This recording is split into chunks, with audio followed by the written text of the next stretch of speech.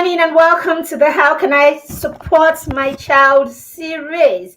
How are you doing this beautiful Thursday morning where we are going to be answering yet another question that many parents ask us about how they can parent more effectively and how they can support their children even better.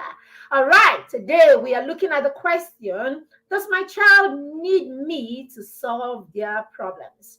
Does my child need me to solve their problems with their siblings, at home, in school, or wherever it is that they find themselves?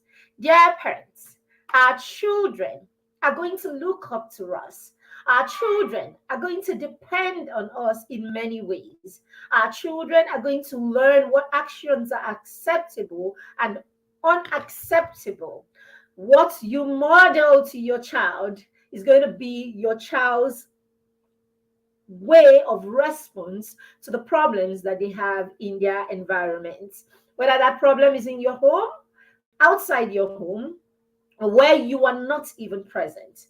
So, if we want our children to be able to deal with their issues or deal with the challenges that they would encounter in life, then we have to start making the right decisions today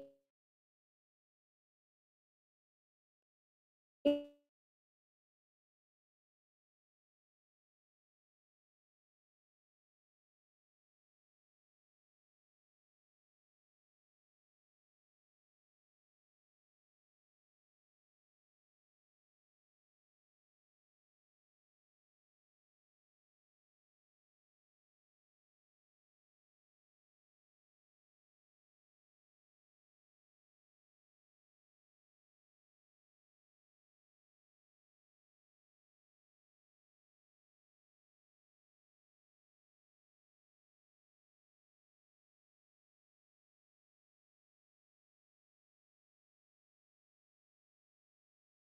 children I'm so sorry about that. Okay, there was I touched something unknowingly and that kicked me out of the studio.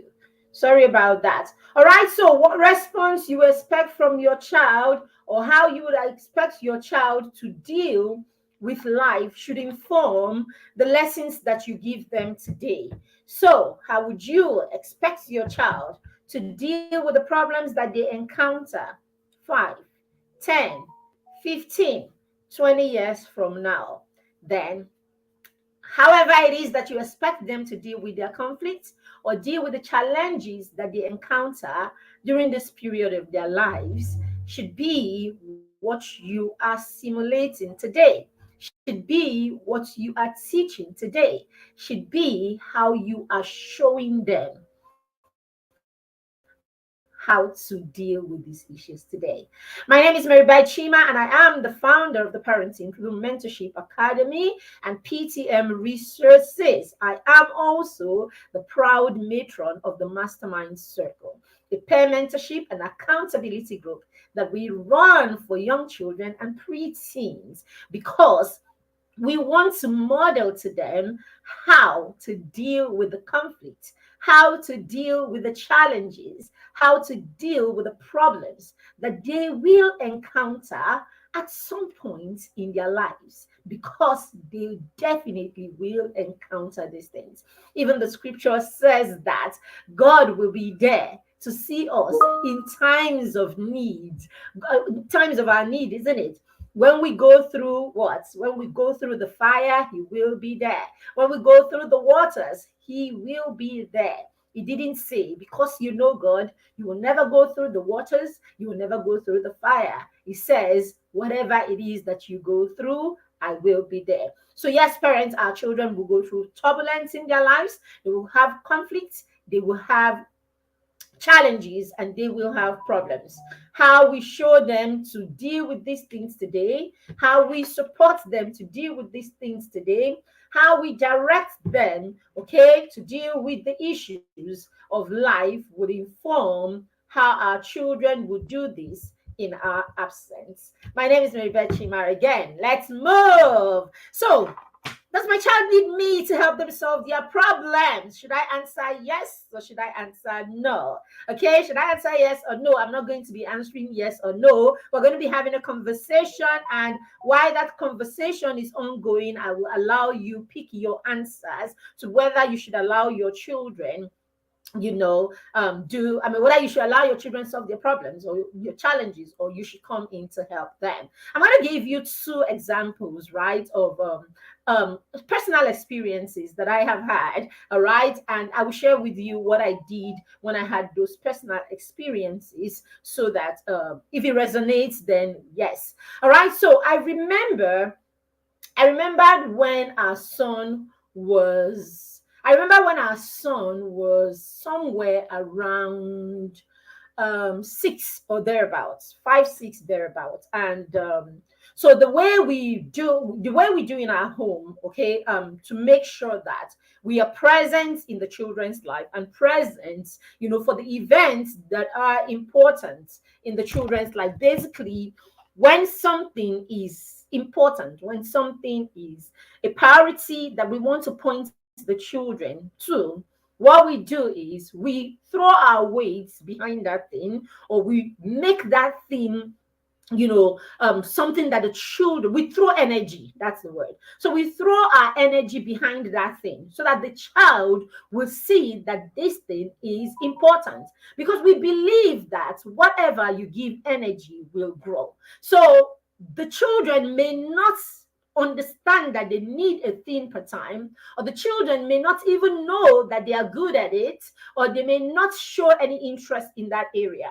But if it's something that we identify as something that our children, will be good at, or our children have, something in them, a trait in them that will help them do well in a particular area, or it's something that we know is an essential skill, right, for our children, what we do is we throw our weight behind that thing, we give it energy so that our children see that this is important to us, or see that it's important. Now, why do we do this? We do this because we know that children, especially when they are very young, when you have your toddlers, right?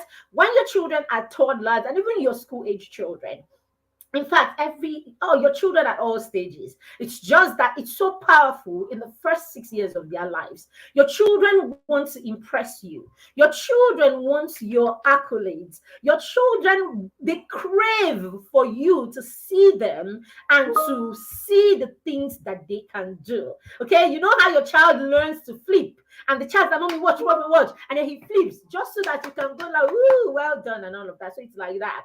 All right. So when something means a thing to you, you realize that your child wants to do it more so that they can get accolades from you, or so that, you will, as in, so that they can impress you. Maybe it's not impress you, so that it's just an honor code.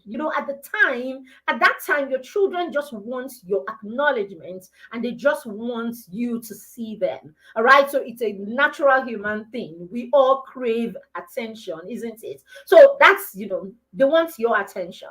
So when you give the important things, right, energy, your children will pick that, oh, this is what makes mommy like. I mean, this is what mommy likes, this is what daddy likes, this is what makes my parents, happy with me. And they are very so likely to do that thing. So that's what I was talking about. So we throw our energy behind whatever it is that we want the children to focus on, right, so that they can pick it and run with it. And what happens in many cases is, when we do this, the children with time now identify this as something that they actually like, something they are interested in, and or something that they are good at. In some cases, they may not come round to the point. Remember, we just put this before them, so that they can become aware of the strength that they have, or become aware of this thing, so that they know if this is me, or this is a superpower that I have, and all of that. And when they don't have it, we don't push, right? We give it energy, and after that, we don't push, such that So we don't push after that. So the ones that they take and they run with, then that's it. We have pointed them to something that has become effective in their lives. The ones that they don't come around to like it, we just take it. Oh, yeah, this is not a thing for the child. So that's it. All right. So that event I was talking about was um it was inter-house sports, right? I think it was inter-house. Right? I had a couple of those, things between when our son was 6 and 7. I had one-on-one events, right? So which one should I talk about? Which one should I talk about? Okay. All right. So let me go with the inter-house sports. So we had gone to, so usually what we do at the beginning of, sorry, I need to, yeah, that's fine. Sorry. All right. So what we're done at the beginning of that school year, or what we do at the beginning of the school year, is we put together, I mean, we come with the children's, all the information that we've gotten from school, their calendar, curriculum, the plan for the school year. We look at it and we use that to create our own, create a schedule for ourselves, or use it to match it with our schedule and try to make ourselves available on those days, because we want to be available in their lives, right, and all of that. So I had taken a whole day from work that day because I got the information about that sport day like from the beginning of the school term. So I will put in, I used to do regular 9 to 5 at the time. So I will put in my excuse duty, or, I will put in an excuse duty 1 month, 2 months, if I have to, before the time, just so that, because I can plan for it and because it is important to me. So this was my strategy to ensure that I do not, the office does not stop me from being present with the children, and that I didn't have to start lying about anything. So if I have 3, days that I can go off, from work, I make one of those days that day, so I just make the excuse like early enough so that I can secure the day. So I'm taking that whole day. I left work. I didn't have to go to work, and all of that. And then I showed up. And then the inter-house sports, as in the sports, the games, and everything started. And before then, I would see him, what are you doing during the sports? And then he's like, oh, I ran today. The next day, I marched today. The next day, I did, and all of that. So I was very sure, I knew that the child was going to be a part of, what was going to happen there. Or I thought, only for me to get there and one event after the next event, and then the next event, and all I could see was my son jumping from one house stand to the next house stand. He was busy, he was energetic, he was all over the place. From the beginning of the event to the end of the event, he didn't participate in a single activity. And so at the time, I decided to, question his teacher, and then talk to the school about it. And I'm like, okay, it's inter-house sports, it's a school activity. Shouldn't there be a way to make sure that every child participates in one way or the other, especially for a child that is not in a place where the child can make the decision not to?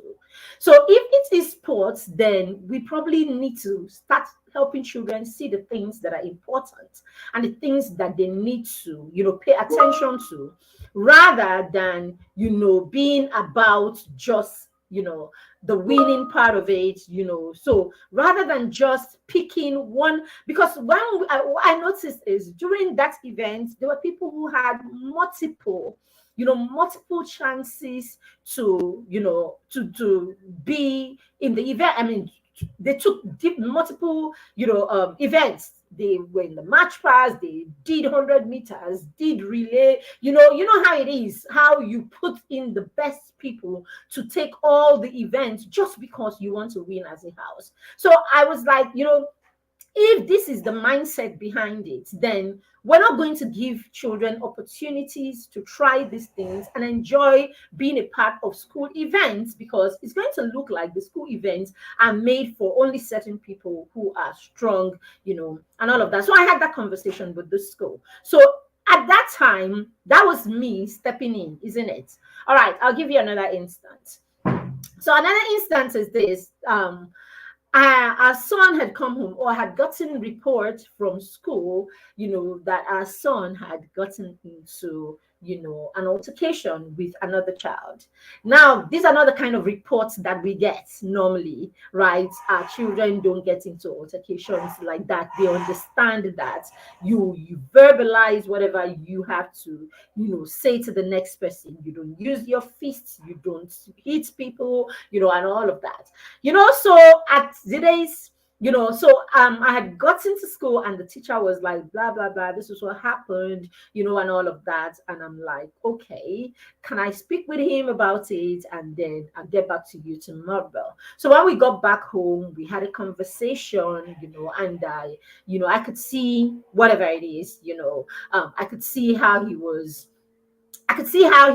what's the word now? How he was triggered. I could see, from the accounts, and even the accounts that the teacher gave. The teacher's account was actually okay. So it wasn't his fault per se, but but it's the way he acted. I mean, he got into a fight with another child, and basically they were reporting to me that he got into a fight with another child. So by the time we finished having that conversation, we shared with him and we said to him, it doesn't matter. It doesn't matter how big, how fat, how huge the trigger is. It doesn't matter who is right. It doesn't matter, being physical or, being physical is acceptable. All right, aggression is not a way to respond or to deal with your challenges or with your problems. Okay, and so we stepped back and then told him to go do the needful. Go do the needful. And so he went back to school and solved that problem on his own. I didn't have to come from an angle of, okay, but the child did this, the child did that too, what about it, or anything like that. I didn't have to, because I don't have to be a part of whatever it is, whether it was the one that was wrong or the other child that was wrong. I would not come and be a part of a child's conflict between himself and his classmates or his peers. Okay, so that was it. So these are like two different instances. I remembered another one. Let me give you a third one. How he had come in and mentioned that a teacher, had treated him in a certain way and all of that. And so we said to him, go back. Right? He came and was like, the teacher treated him in a certain way, and it wasn't cool. It wasn't cool. I mean, the teacher shouldn't have treated him that way, right? But and then at this point, this was him in year 4 or year 5. There's somewhere there, and when when he spoke to us about it, we just simply said to him, go back to the teacher and let the teacher know how you feel and how what they did to you made you feel and all of that. Go back to the teacher and resolve this with the teacher. So he went back to school, went to the teacher, made the teacher know and understand how he felt, about the way he was treated and all of that. The next day or so, when I went to school, the teacher actually sorted me. He looked out for me and came to apologize to me. He didn't have to apologize. I didn't say anything to him. But basically, his teacher apologized to him, and all of that, but decided to take, to go the extra length of speaking to me as a parent, and all of that. So in these two cases, you can see that, we didn't think that the child needed us because we can't continue to solve his problems. So what I'm trying to say invariably is there will be times where we need to step in because it is beyond our children. There is a time, maybe because of their age, because of the people involved, and because of the situation. Okay, so if it is something that has to do with the authority in a certain place, with the authority in a place where you have kept your child because you expected them to take care of your child, you have kept your child with them in trust, isn't it? So if you've kept your child in an environment in trust and that trust is broken, then it is your responsibility to let the system know that they have broken, a promise, or they have broken, the terms of this relationship, or whatever it is. So we need to identify these things. But when it is something that is pure behavioral, issues, behavioral issues or connected to behavior and how people behave towards our children, or how our children have handled a situation, okay, their own behavior too, then we would need to help our children understand the place of accountability, holding themselves accountable and holding other people accountable. I know how usually we put it this way. We need to teach our children to put a premium on themselves. When our children put a premium on themselves, then they pass the message to the people who they encounter, or the people that they have, connect relationships, or friendships, or whatever connection with. They put When the children put a premium on themselves, then they pass a message on how they want to be treated, or how they feel they deserve to be treated, to the people that they're dealing with. So the premium that they put on themselves will determine how other people treat them, right? And so if people treat you beneath the way that you have primed yourself, beneath the way that you want to be treated, or beneath the way that you have presented yourself to be treated, then it's your responsibility to tell them it's a no. Okay, maintain your boundaries, basically. All right. And so if we don't teach our children how to put a premium on themselves, how to place a demand on how they should be treated, and how to hold people accountable when they treat them otherwise, then our children will not know how to push back or fight, for themselves when there is a need. And ultimately, they won't know when a relationship has become toxic.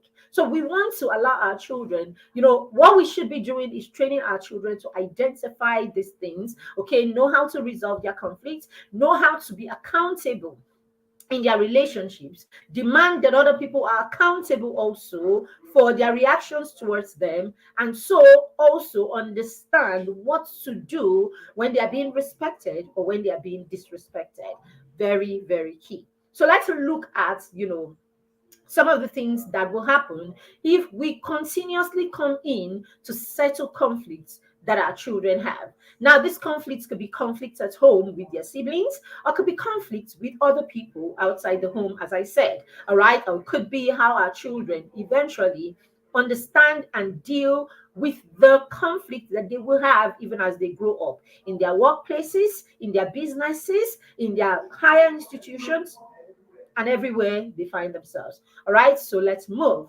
All right, so number one, sorry, give me a second, please.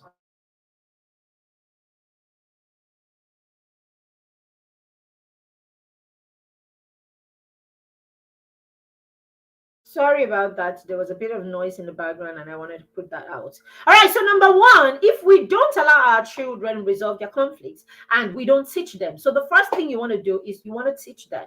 Okay. You want to model to them how to resolve conflicts. You want to simulate different conflict situations. Okay. The ones that come naturally. All right. So, some of them will be things that happen in your everyday life while you're driving, when you're attending to someone, when you find yourself in a situation with someone in your home, when the children go wrong, how you're dealing with your spouse. All of these natural incidents will happen in your relationship with people. Now, how you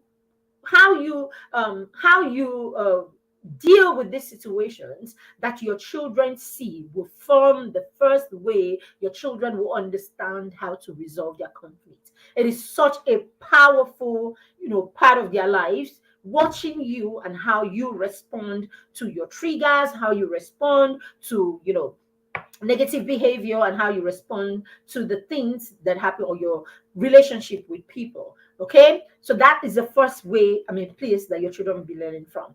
The other one is that you want to be intentional, as a parent. You don't want to be so intentional that you can preempt the kind of situations that your children may have, right, in their relationships, across all of these places that we've talked about. And you want to simulate how they would respond.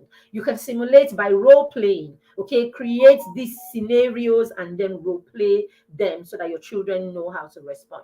Number three, you want to read books together. All right, you want to read books together. I write books for young children and preteens, and I have two amazing, in fact, we have 10 books altogether.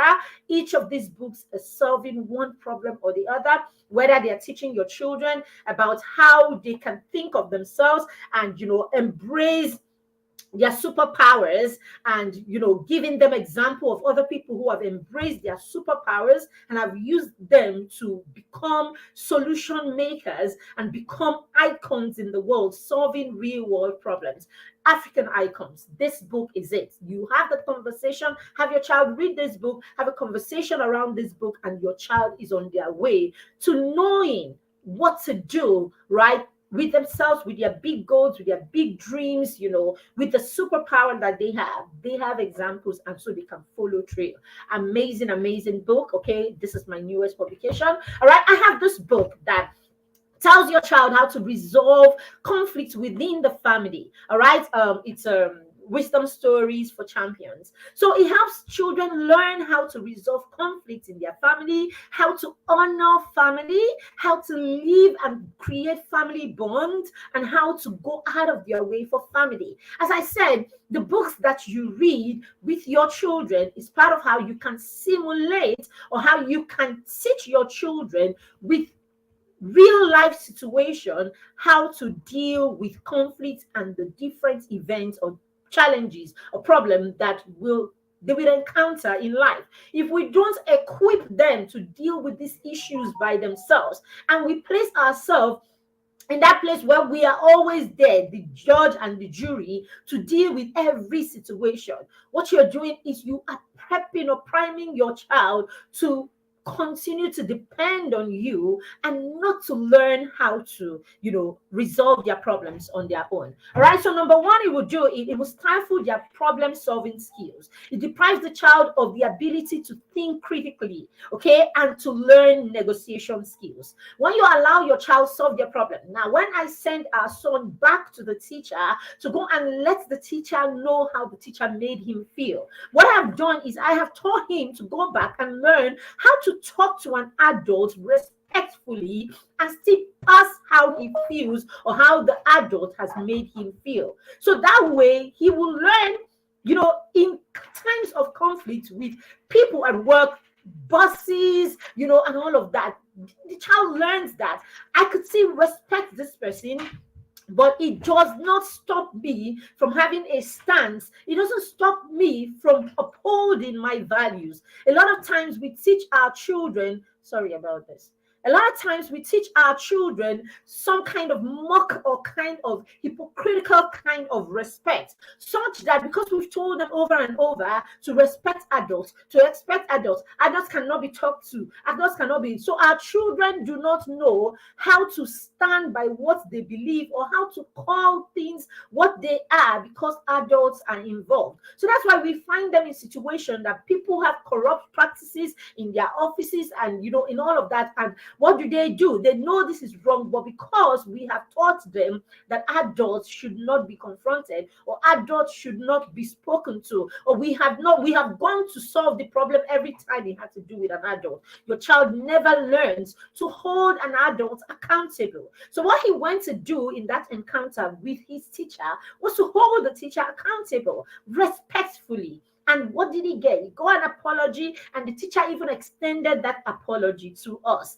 So these are the things that we need to learn and allow the children do. When they do this, then they also will hold you accountable as their parents. So if you teach them this way, in fact, if you don't allow your children hold you accountable as a parent, you are teaching your children not to hold other adults accountable. So your children will be cheated, your children will be drawn into all kinds of nonsense just because someone is viewed as an adult or a bigger person or a higher person and all of that. So that child is the one that some adult someday, some corrupt man will put your child in place, and the mind will steal, and your child will be the figure, right? That will stand for it, because now your child is a puppet, because you have taught your child not to stand up for himself and not to hold people accountable just because they are adults. Okay.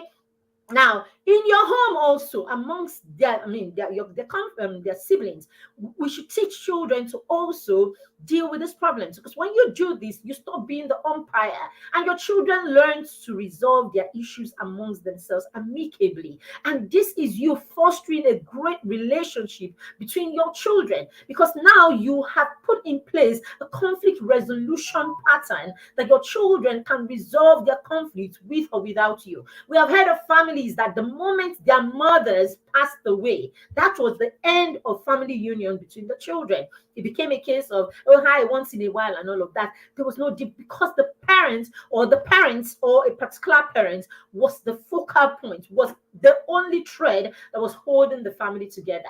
If you check in such families, these are families that the parents have been the judge, the jury, and all of that. So you don't want to be that. Number two, it undermines their confidence and independence. Now, when you are solving all of my problems, that means I don't have the sense. I don't have head, I don't have sense. I am not an independent person. I'm not autonomous. I mean, I don't know. I can't do anything. It shows, of course, firsthand that you don't even trust your child to deal with their issues themselves. So somehow you think you are helping the child, but that is you passing the message of non-confidence to your child. I don't have confidence in you. That's you passing, what's the right word? That's the you passing a no confidence, message to your child, right? For now, it may seem like I'm saving you, but the truth is, as they grow up, they will not be confident themselves, because even you couldn't trust them with small issues. Number three, it would not allow the child become in tune with their emotions,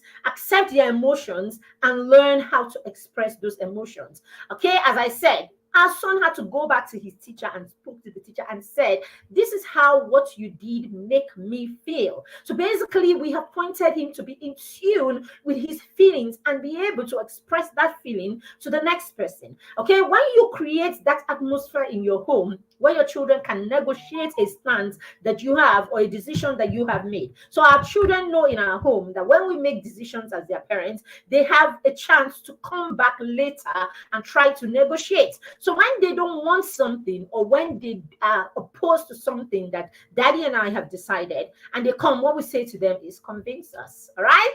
Convince us why you should have that thing. So they know that by the time they are coming back to us, or when they need something and they're asking for it, I'm not talking of trivial things like pizza and things like, when you want a major decision or such something that we have said no to happen, it's okay. So they know that they have to sit down, they have to prep, they have to look for all the points that they can use to convince us. So you hear our son come like, mommy, okay, now I think I have